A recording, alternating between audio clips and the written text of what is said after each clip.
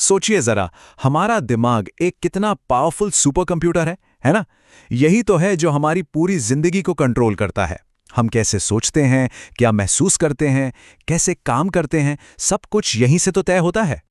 लेकिन सवाल ये है कि ये सुपर कंप्यूटर जो हर दिन इतनी सारी इंफॉर्मेशन प्रोसेस करता है, क्या हम इसे और बेहतर बना सकते हैं? क्या इसके लिए कोई बेहतर ऑपरेटिंग सिस्टम हो सकता है? बिल्कुल हो सकता है, और उसी का नाम है क्रिटिकल थिंकिंग। तो आज हम इसी के बारे में गहराई से बात करेंगे। हम समझेंगे कि आखिर ये क्रिटिकल थिंकिंग है क्या, आज के ज़माने में इसकी इतनी ज़रूरत क्यों है, सोचने के कौन-कौन से तरीके हैं, और सबसे ज़रूरी बात, हम अपनी सोचने की शक्ति को और धारदार कैसे बना सकते हैं। तो चलिए शुरू करते हैं।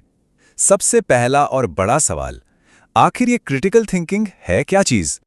अगर सीधे सीधे कहें तो ये किसी भी बात को बस यूं ही मान लेने की बजाय उस पे सवाल उठाने, उसे जांचने परखने और फिर किसी सही नतीजे पर पहुंचने का हुनर है। मतलब ये कोई पैसिव प्रोसेस नहीं है कि बस जानकारी ले ली और हो गया। नहीं, ये एक एक्टिव प्रोसेस है जिसमें हम जानकारी के साथ गहराई से जुड़ते हैं। चलिए इसे एक बहुत ही आसान से उदाहरण से समझते हैं। जैसे एक आम बात है कि गाजर से नज़र तेज होती है। अब एक क्रिटिकल थिंकर बस इसे मान नहीं लेगा, वो पूछेगा क्यों? जवाब मिलेगा कि गाजर में विटामिन ए होता है। फिर वो और सोचेगा और पता करेगा कि विटामिन ए तो और भी कई चीज़ों में होता है। तो अब जो कंक्लूजन निकलेगा वो ज़्यादा सटीक होगा कि सिर्फ गाजर ही नहीं, बल्कि विटामिन ए वाली कई चीज़ें आंखों के लिए अच्छी होती हैं। देखा, ये है बस मान लेने से लेकर असल में समझने तक का सफ़र।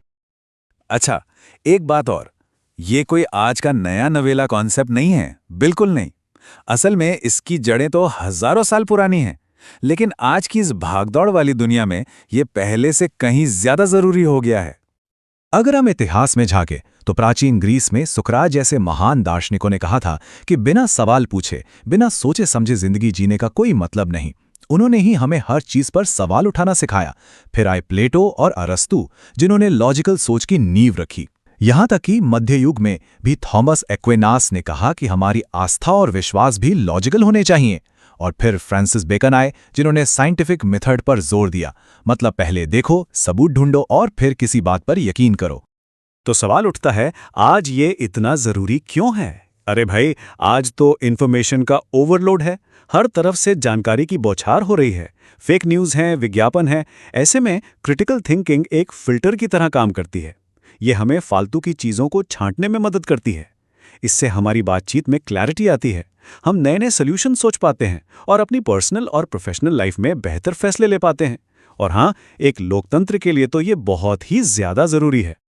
चलिए अब जरा और गहराई में जाते हैं और देखते हैं कि ये काम कैसे करती है। असल में क्रिटिकल थिंकिंग की बुनियाद में दो तरह की लॉजिकल रीजनिंग होती है। पहला है इंडक्टिव रीजनिंग। इसमें हम क्या करते हैं, हम पैटर्न देखते हैं। जैसे हम रोज देखते हैं कि सूरज पूरब से निकलता है, तो इस पैटर्न के आधार पर हम मान लेते हैं कि भाई कल भी सूरज पूरब से ही निकलेगा। मतलब छोटे छोटे ऑब्जर्वेशन से एक बड़ा जनरल रूल बनाना। और दूसरा है डिडक्टिव रीजनिंग। ये ज़्यादा पक्का होता है। इसमें हम एक एस्टैब्लिश्ड फैक्ट से शुरू करते हैं। जैसे सभी इंसान नश्वर हैं, ये एक सच है। अब अगर राहुल एक इंसान है तो इसका सीधा सा मतलब है कि राहुल भी नश्वर है। सिंपल। दोनों ही तरीके अपनी अपनी जगह बहुत काम के हैं। ठीक है, थ्योरी तो बहुत हो गई। अब इसे प्रैक्टिकल तरीके से देखते हैं। मतलब असल जिंदगी की किसी प्रॉब्लम को सुलझाने के लिए इस सोच का इस्तेमाल कैसे किया जाए। एक सिचुएशन इमेजिन करते हैं। मान लीजिए कोई एक मैनेजर है और अचानक उसके प्रोडक्ट की सेल्स धड़ाम से नीचे गिर जाती है। अब ऐसी हालत में घबराने के बजाय एक क्रिटिकल थिंकर क्या करेगा? वो एक सिस्टमैटिक अप्रोच अपनाएगा। तो ये काम कैसे करेगा? देखिए, सबसे पहले तो प्रॉब्लम को साफ साफ आइडेंटिफाई करना होगा। सेल्स कम हो गई है, ठीक है।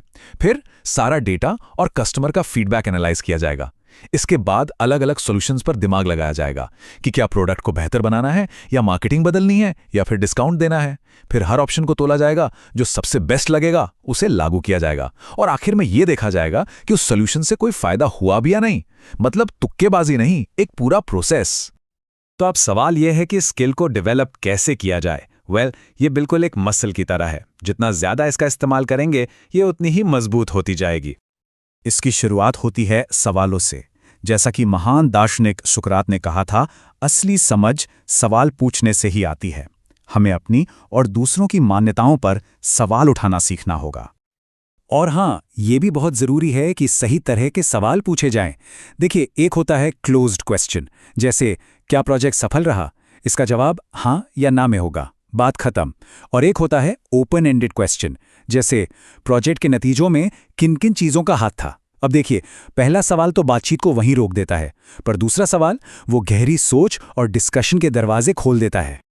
और ऐसे कई तरह के पावरफुल क्वेश्चंस होते हैं, जैसे सोक्रेटिक क्वेश्चंस जो हमारी पुरानी धारणाओं को चैलेंज करते हैं, क्लैरिफिकेशन क्वेश्चंस जिनसे ये पक्का होता है कि सबको बात ठीक से समझ आई है, और एक्सप्लोरेशन क्वेश्चंस जो हमें नए नए रास्ते और विकल्प सोचने पर मजबूर करते हैं।